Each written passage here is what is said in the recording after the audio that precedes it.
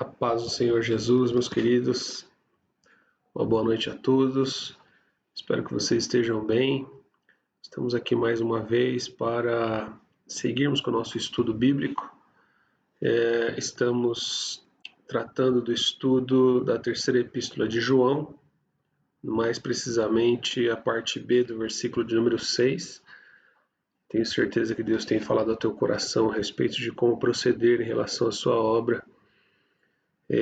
Semana passada falamos um pouco sobre a questão da hospitalidade cristã, citei alguns exemplos, inclusive, que marcaram a minha vida ou que marcou a vida de algumas pessoas que eu conheço, e de fato isso tem feito a diferença na vida das pessoas aqui na Terra, né?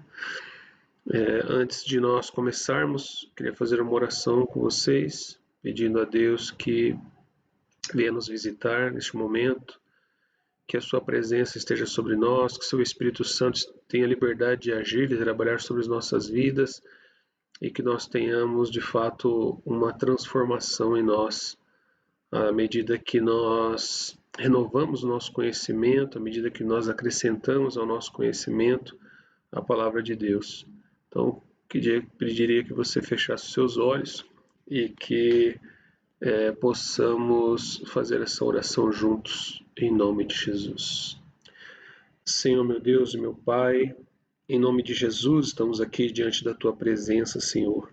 Te somos gratos, ó Deus, pelo Teu amor e pela Tua bondade.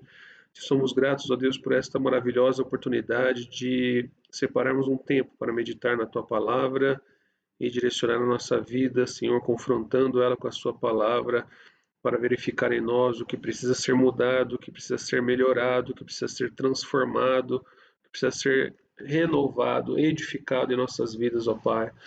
Deus, em o nome de Jesus, que o Teu Espírito venha agir sobre nós, nos dando direção, nos dando graça, para que toda a Tua vontade se complete em nós e o Teu nome seja engrandecido, Pai. Deus, em nome do Teu Filho querido, nosso Senhor e Salvador Jesus Cristo, que nós oramos a Ti e Te agradecemos, Senhor, em nome de Jesus. Amém.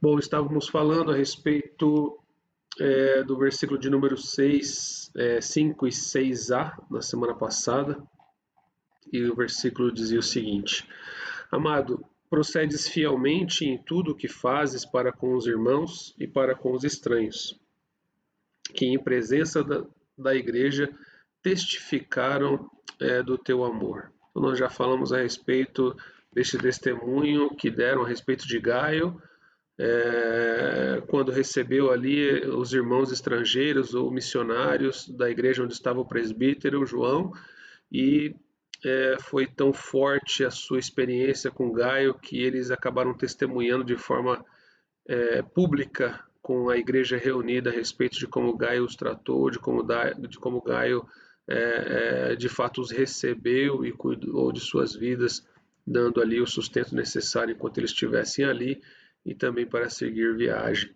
né?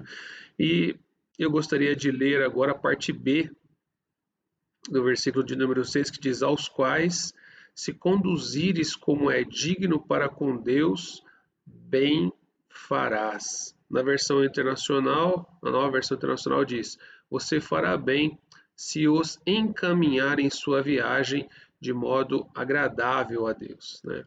Então o presbítero ele escreve a Gaio, né? João escreve a Gaio, incentivando, né, a respeito de continuar a proceder como que já realizava, e o que dele refletia bom testemunho e bons comentários a respeito da sua procedência frente aos irmãos estrangeiros ou frente aos cristãos estrangeiros, ou mais conhecidos como missionários.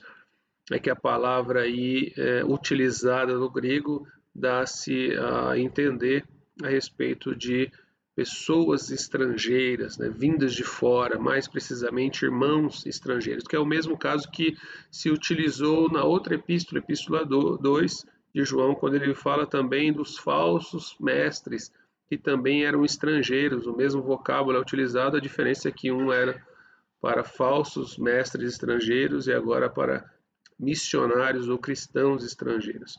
Provavelmente essa parte da escrita que João coloca sobre você fará bem se os encaminhar em sua viagem, foi em decorrência do presbítero estar preocupado que Gaio pudesse se desmotivar em continuar fazendo o que fazia ou em continuar sendo hospitaleiro, em continuar recebendo bem os missionários na sua casa, na sua igreja, na sua residência e também o sustentá-lo por esse período a qual ainda eles estiverem ali ou para seguir viagem.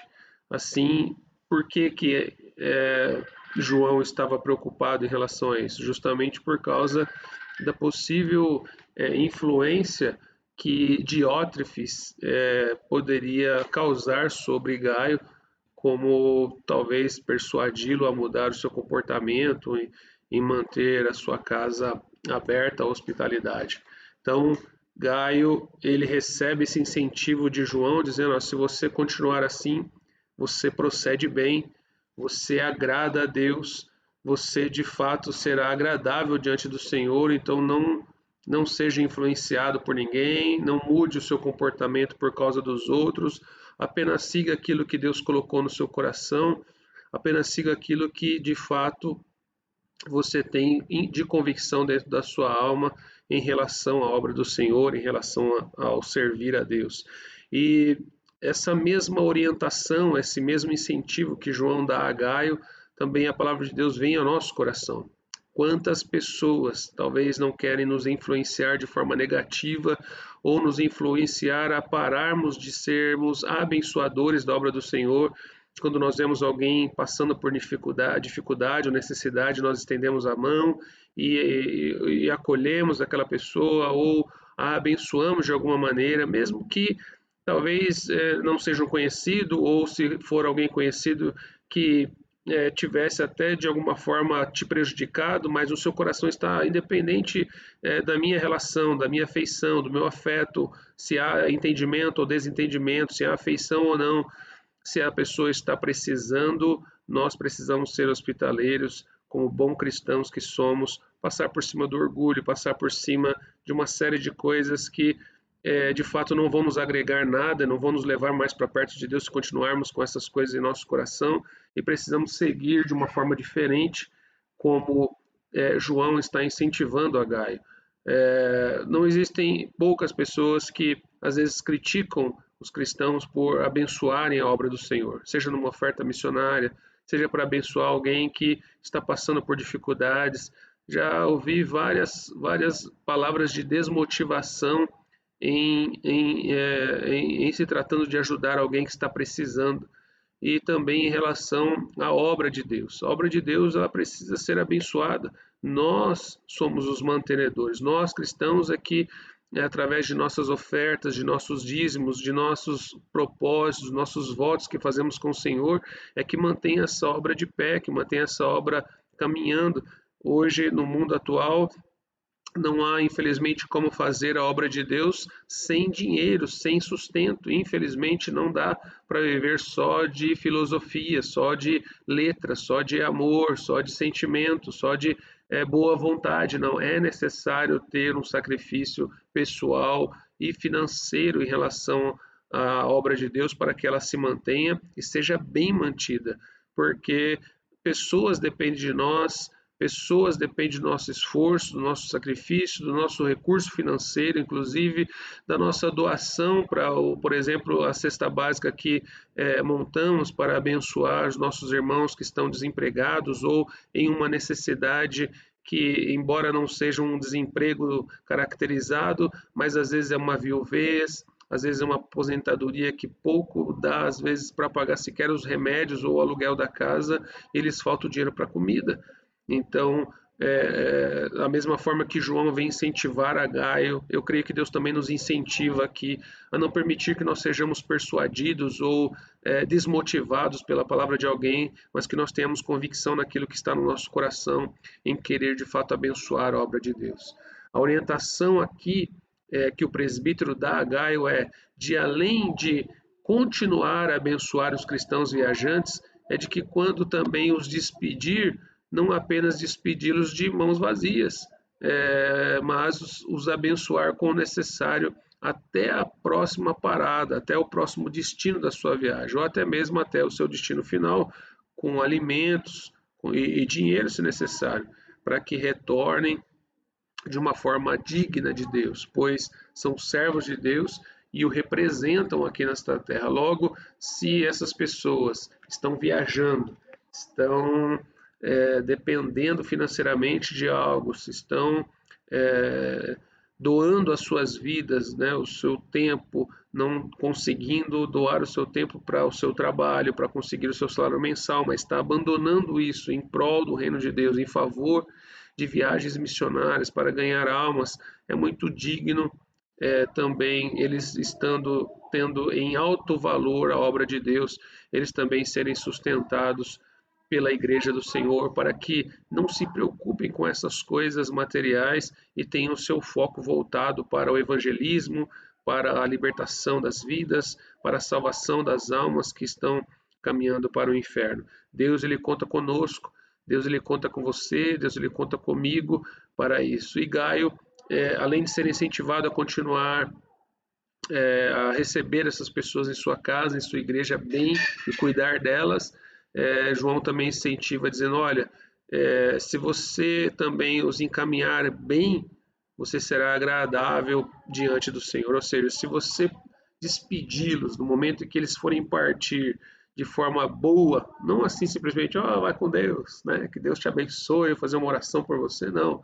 Eles precisam, durante a viagem, que é diferente de hoje, que você pega um avião aqui, daqui 1h40 você já está lá no Nordeste, perto do Nordeste, para você caminhar grandes distâncias, você ia com algum animal ou ia a pé. E aí se levavam dias, semanas para se chegar a algum lugar. E até durante todo esse percurso era necessário ter um alforje, era necessário ter uma capa, era necessário ter um cajado, era necessário ter uma provisão para que pudesse beber água ou alguma outra bebida, algum suco ou alguma comida para que ele chegasse até a próxima parada do seu destino e ali na sua próxima parada ele descansasse, se alimentasse bem, passasse ali os dias necessários e se reabastecesse para seguir a sua jornada, como muitas vezes certamente fez Paulo. Muito embora Paulo tivesse também uma profissão de confeccionar tendas num lugar onde ele parava e via que o lugar era pobre e que não tinham condições de mantê-lo, sustentá-lo, para ele não ser pesado aos irmãos, ele fabricava suas tendas ali e fazia uma dupla jornada de trabalho. Passava o dia ou a noite trabalhando nas tendas e a outra parte do dia ou da noite ele se dedicava a ensinar a palavra de Deus, levar o evangelho aos gentios e seguindo assim a sua tarefa, a sua missão que Deus, que Cristo delegou. Então, nós cristãos, sobre esta orientação, devemos tratar esses irmãos como o trataríamos, ou seja, como trataríamos a Jesus Cristo. Se Jesus Cristo estivesse presente no meio de nós, como é que nós iríamos recebê-lo? Como é que nós iríamos tratá-lo? Nós iríamos recebê-lo bem, dar um lugar para descansar, dar-lhe comida, nós iríamos depois, quando ele partisse, dar-lhe o necessário para seguir viagem. Então, de fato, a palavra do Senhor, ela nos orienta dessa forma, receber essas pessoas como se estivesse recebendo o próprio Cristo em nossa casa ou em nossa igreja. Como está escrito em Mateus capítulo 10 e o versículo de número 40, que diz assim: quem vos recebe, a mim me recebe. E quem me recebe, recebe aquele que me enviou. Ou seja, aquele que recebe estes irmãos, os abençoa, está recebendo também a Jesus Cristo. E ao mesmo tempo, ao receber Jesus Cristo, está recebendo ao Pai, o Criador, o Pai de nosso Senhor e Salvador Jesus Cristo, o Criador de todas as coisas sobre a terra e céu, de tudo que a gente viu, de tudo que a gente ouviu, de tudo aquilo que a gente não viu e nem ouviu também. Ele é o Criador. Quando você o faz assim, você também o recebe em sua casa. Vamos ler, além de Mateus 10:40, vamos ler Marcos 14 e o versículo de número 6. Marcos, capítulo 14 e o versículo de número 6, que diz assim.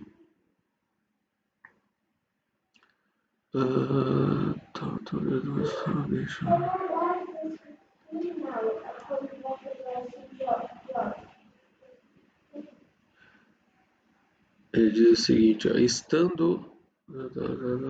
Aqui, o versículo de número 3, vamos ler o 3, diz assim.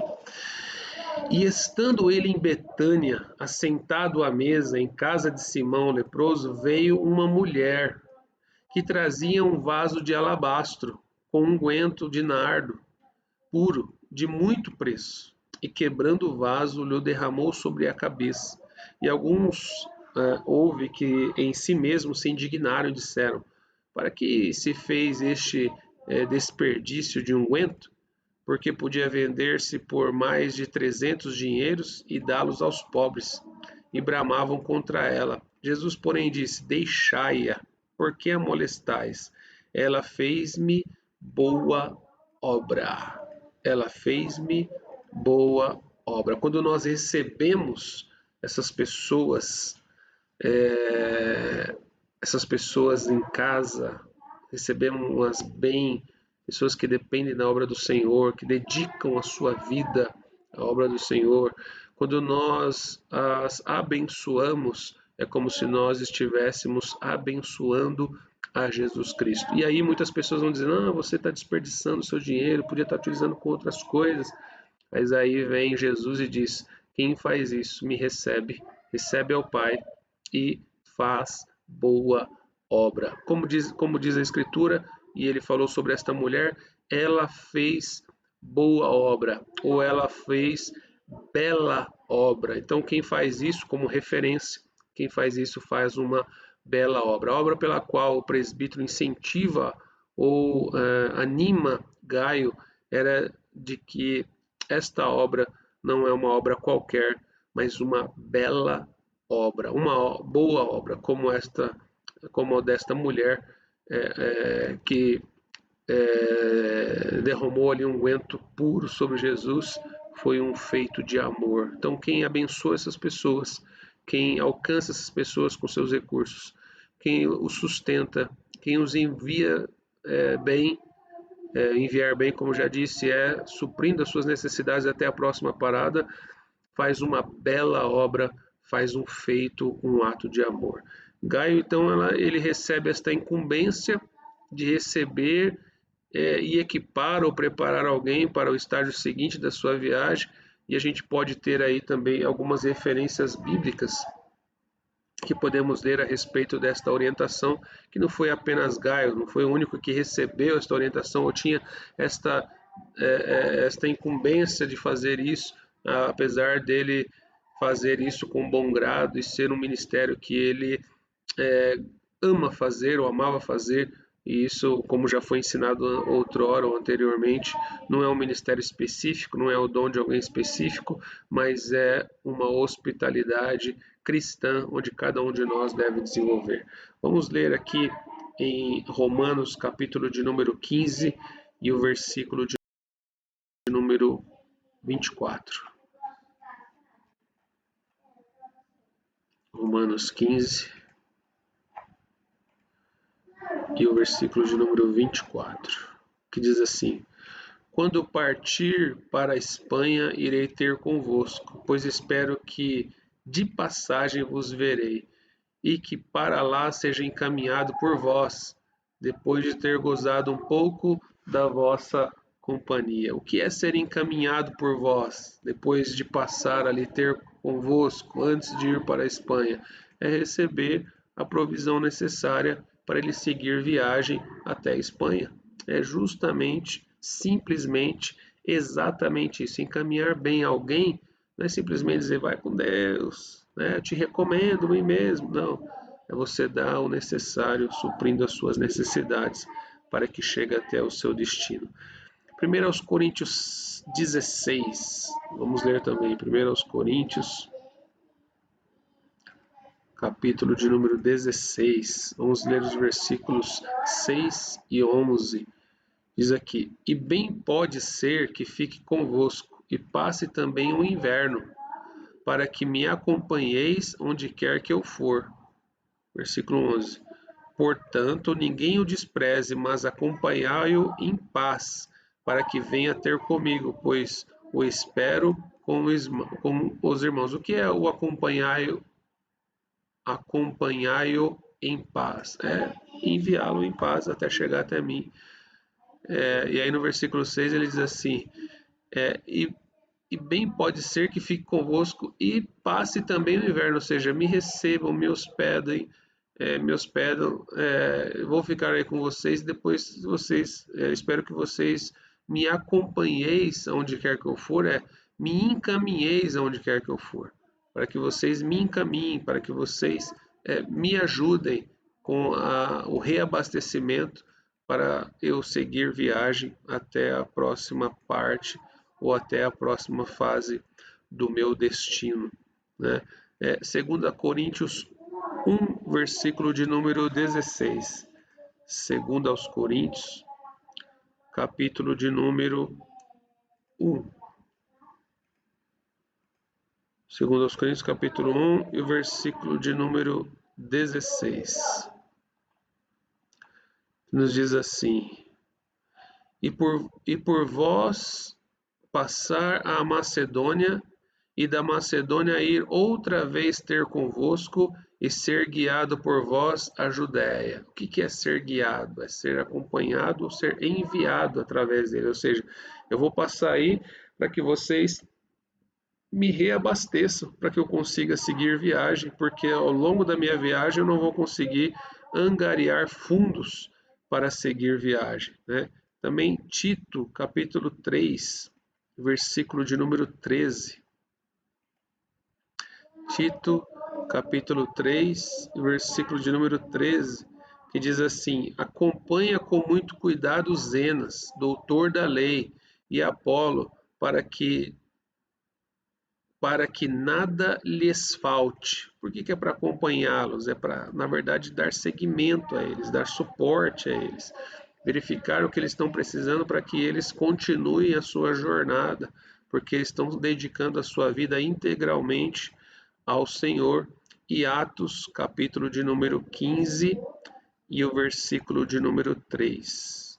Atos, capítulo de número 15 e o versículo de número 3 diz assim: E eles, sendo acompanhados pela igreja, ou seja, suportados pela igreja, passavam pela Fenícia e por Samaria, contando a conversão dos gentios e davam grande alegria a todos os irmãos. Então, acompanhar é seguir, enviar, acompanhar com o necessário para que eles continuem com o seu trabalho, queridos. Bom, versículo de número 6b, nós encerramos aqui, justamente relacionado aí a que você faz bem se encaminhar em sua viagem de modo agradável a Deus. E aí nós temos aqui o versículo de número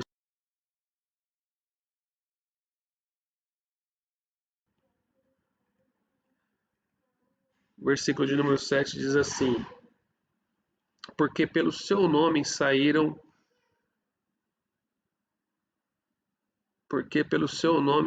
sem nada, porque pelo seu nome saíram, vírgula, perdão, Cris, tem uma vírgula aqui, porque pelo seu nome saíram, nada tomando dos gentios, ou seja, esses irmãos que vão viajar, esses irmãos estrangeiros, esses missionários, saíram pelo seu nome, ou seja, saíram no nome de Jesus, e eles saíram sem tomar ou não tomando nada dos gentios, ou seja, dependendo exclusivamente da igreja, dependendo exclusivamente dos irmãos em Cristo, dependendo exclusivamente de nós cristãos ou da igreja do Senhor daquele período.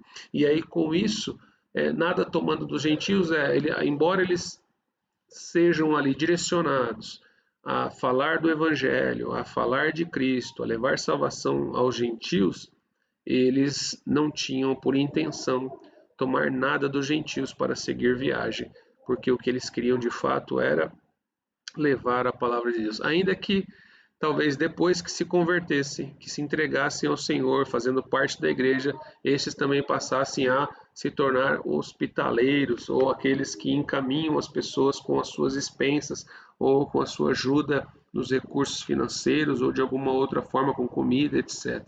Então, o presbítero aqui estava animando a Gaio a continuar com a sua hospitalidade costumeira e no que ele fazia e no que poderia fazer futuramente.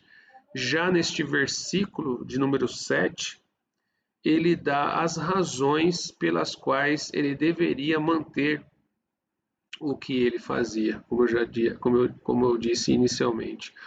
Os que saíram, ou seja, os irmãos estrangeiros citados anteriormente, não eram apenas irmãos que estavam viajando de uma cidade para outra. Não eram qualquer irmão. Ah, eu vou decidir viajar e aí quando eu chegar lá eu vou ficar nas costas dos irmãos. Não, não era isso, queridos. Esses que saíram, os irmãos estrangeiros, eles eram missionários. Porque por que deduzimos serem estes missionários e não qualquer irmão? Porque estes eram aqueles que saíram pelo nome. Por isso que é citado no versículo. Eles saíram pelo nome. O nome de quem? Pelo nome de Jesus. Este nome está em letra maiúscula, esse nome está destacado e se refere especificamente a um único nome pela qual eles poderiam ter saído, o nome de Jesus. Que nome seria este? O nome de Jesus. O zelo pelo nome de Jesus é o mais constrangedor de todos os motivos missionários. Nós podemos encontrar em Romanos, capítulo 1, do versículo de número 5. Romanos, capítulo 1, e o versículo de número 5, que diz assim: pelo qual recebemos a graça e o apostolado para a obediência da fé entre todas as gentes pelo seu nome. Recebemos graça, apostolado, obediência da fé entre todas as gentes, através do quê? O seu nome. É este nome que é sobre todo nome, o nome poderoso de Jesus. Assim também, este nome nos constrange a servi-lo, a segui-lo. Este nome nos remete a uma série de conceitos teológicos, o nome de Jesus, o nome do Filho de Deus, o nome do nosso Senhor e Salvador. Nós, quando oramos, oramos em o nome de Jesus, este nome que tem autoridade, e este nome também, que é neste nome que nós nos movemos porque nós somos de Jesus, em Jesus nós fazemos missões, através de Jesus nós somos igreja, então este nome nos constrange a dedicar a nossa vida. Então eles saíram das suas casas, saíram de suas famílias para viajar como missionários em o nome de Jesus, que os constrange a seguir servindo ao Senhor para a glória de Deus. Assim como também as pessoas têm o prazer, os irmãos têm o prazer de sofrer por causa do nome de Jesus.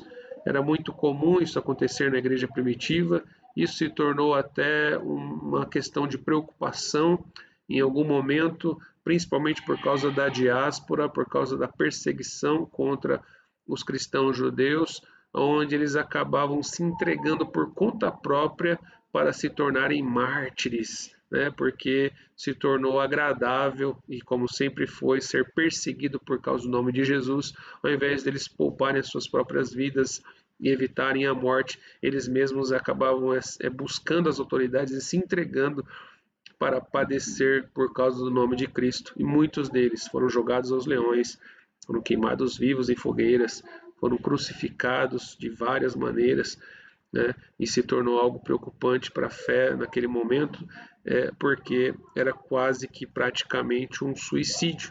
Eles estavam se lançando à morte de forma proposital e não sendo perseguidos. Então, ao ser perseguido, ser preso é uma coisa, você se oferecer dizendo, eu sou cristão, me prenda, eu quero sofrer por amor de Cristo, é outra coisa, você não está caminhando para poupar a sua vida e ter a oportunidade de continuar servindo a Deus e ganhando mais almas, mas está ali antecipando ou se precipitando ao fazer isso.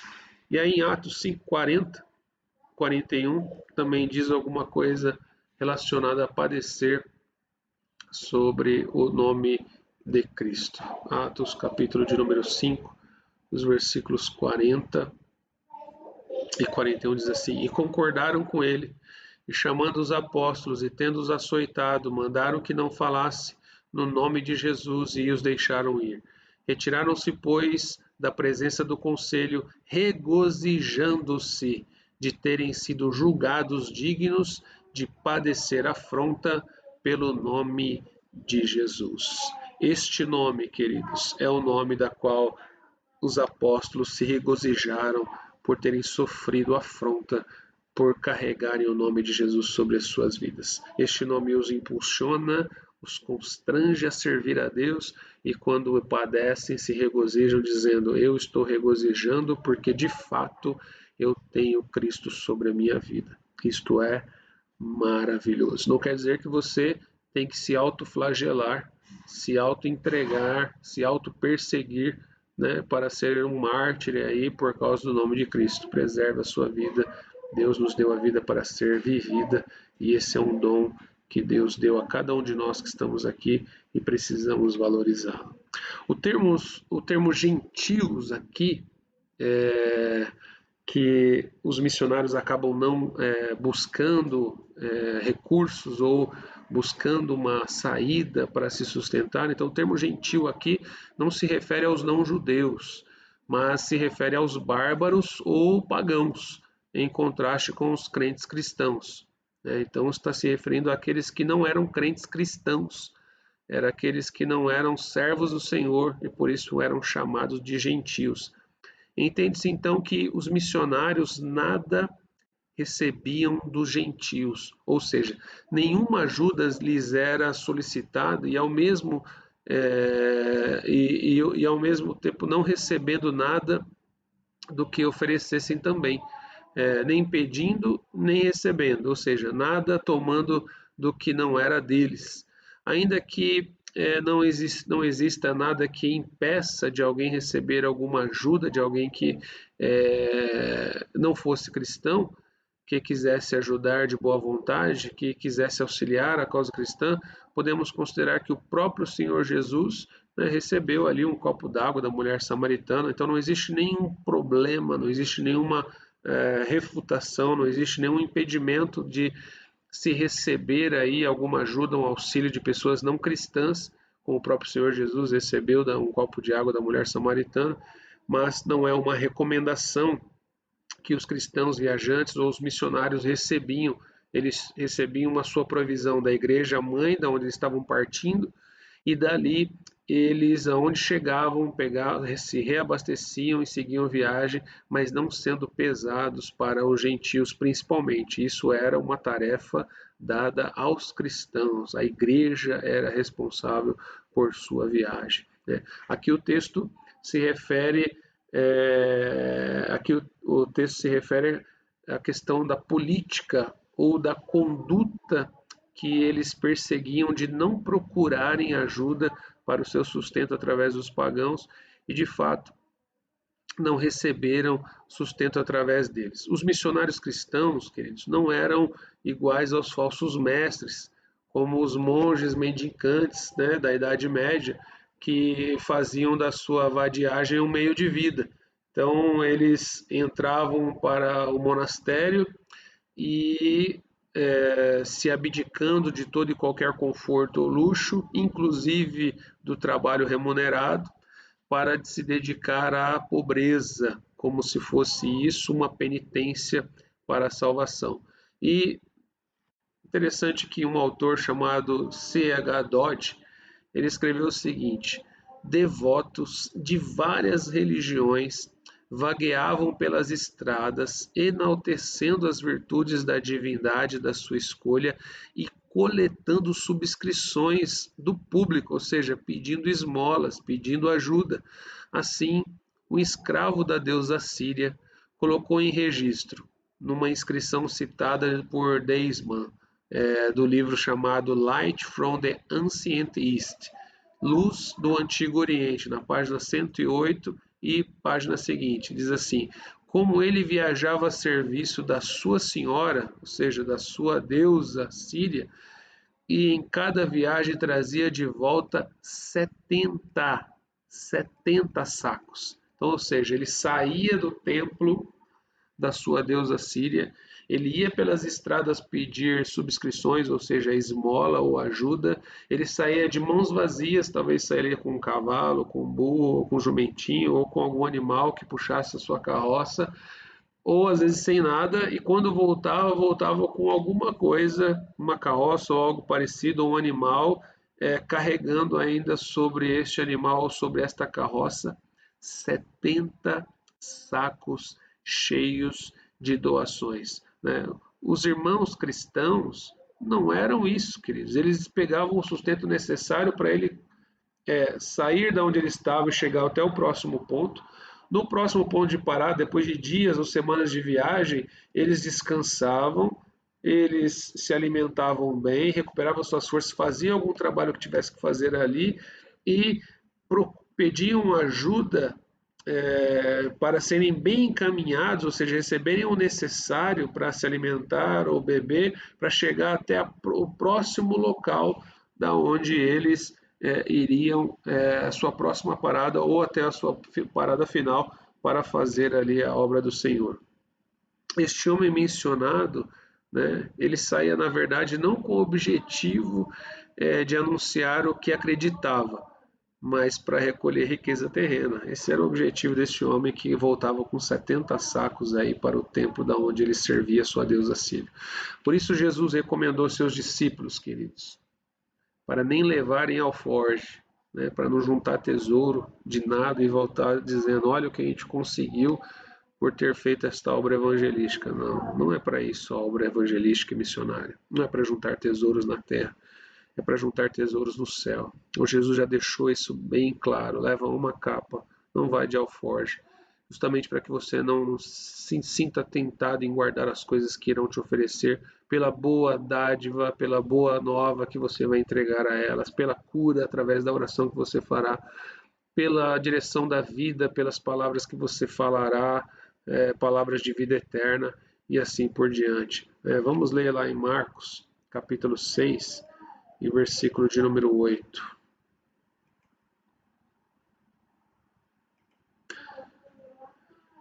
Marcos 6, 8 diz assim: e ordenou-lhes que nada tomassem para o caminho, senão somente um bordão, nem alforje, nem pão, nem dinheiro no cinto. Não leve nada, não leve nada, e nem no caminho, não leve nada no caminho. Esteja à disposição do que Deus vai lhes abençoar. Se está com alforje, vai querer guardar as coisas. Então já sai sem nada, tenha o suficiente para se sustentar do que vai receber e volte, quando voltar, volte sem nada também, para ninguém dizer que você se utilizou da sua fé para ganhar riquezas terrenas. Lucas 10 e 4.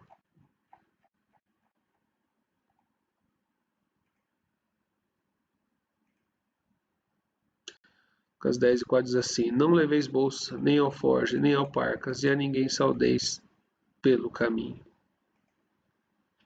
Paulo também condenou as mascates, né, ou os mascates da palavra de Deus, aqueles que faz negócio, né, com a palavra de Deus. Vamos ler o versículo no capítulo 2 da 2 Coríntios, no versículo 17. 2 Coríntios, capítulo 2, versículo 17 diz assim: porque nós não somos como muitos falsificadores da palavra de Deus. Antes falamos de Cristo com sinceridade, como de Deus na sua presença.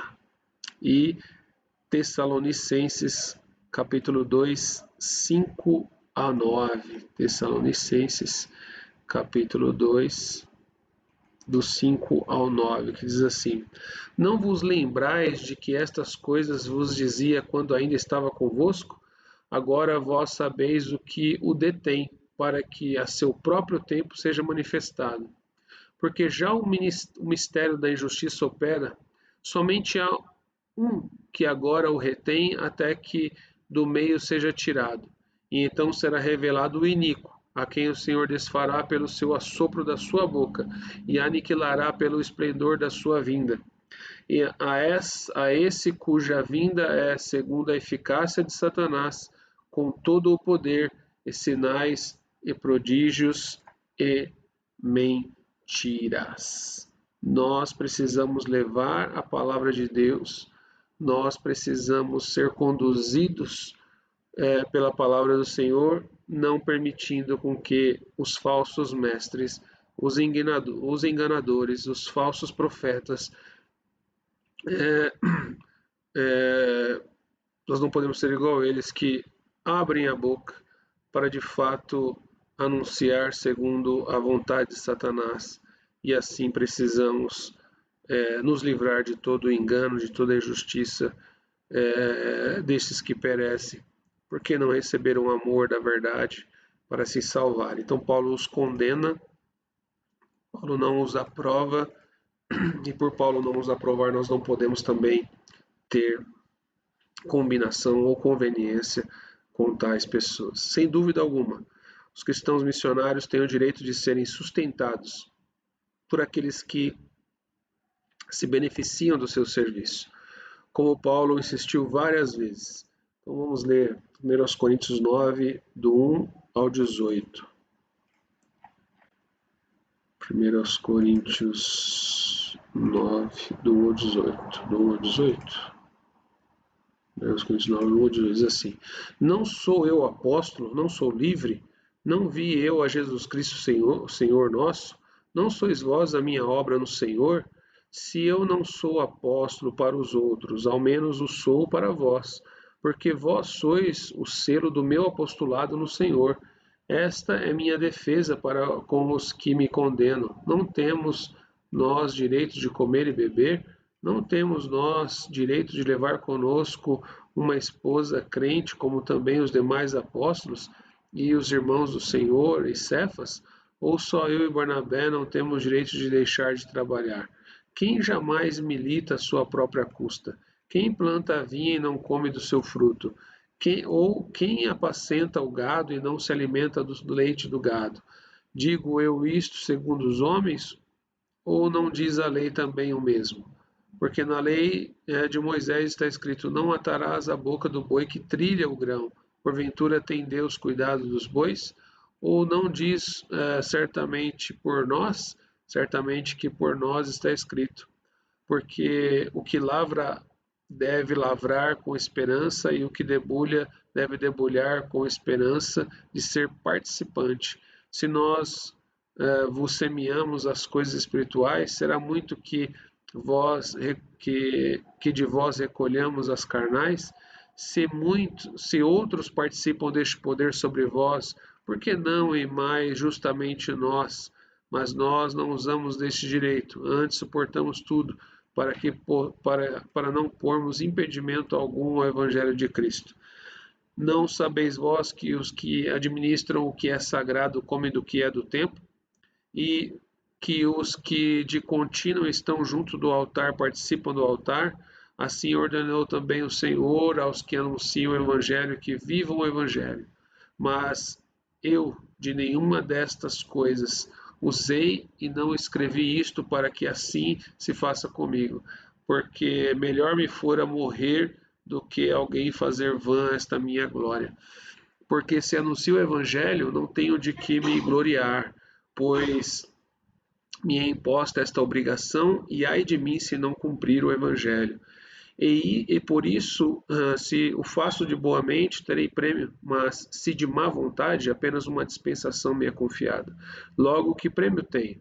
Que evangelizando proponha de graça o Evangelho e que de Cristo, para não abusar do meu poder do Evangelho. Então, esse é o testemunho de Paulo sobre tudo isso em relação a se beneficiar por ser aí um pregador do Evangelho.